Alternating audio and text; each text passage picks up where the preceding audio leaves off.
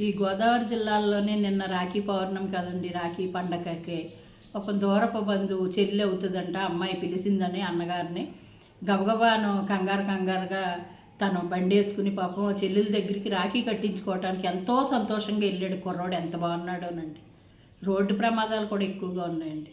అలా వెళ్ళే క్రమంలో యాక్సిడెంట్ అయ్యి చనిపోయాడు అబ్బాయి. ఇంకా రాఖీ కట్టించుకోనే లేదు, పాపం చనిపోయాడు. వస్తాడని అమ్మాయి ఎదురు చూస్తుంది, చనిపోయాడని కౌరెళ్ళింది.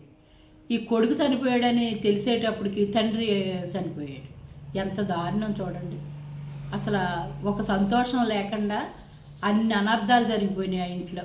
ఒక్క రాఖీ కట్టించుకోవటానికి బయలుదేరిన ఇదికి 2 శవాలు అయిపోయినాయి. ఎంత దారుణం చూడండి. అంటే రోడ్డు యాక్సిడెంట్ మరి ఎలా జరిగిందో తెలియదు, కానీ చాలా దారుణంగా జరిగింది. చాలా బాధ అనిపిస్తుందండి. ఉండే కొలది సావు వార్తలు ఇట్నట్టు కిడ్నాప్ వార్తలు ఇలాంటివి వినపడుతున్నాయి తప్ప మంచిగా ఏది కూడా వినపడతలేదు. రాఖీ పండగ సంతోషాలు నింపవలసిన రాఖీ పండగ వల్ల శవాలు మిగిలినాయి. అది బాధే కదండి.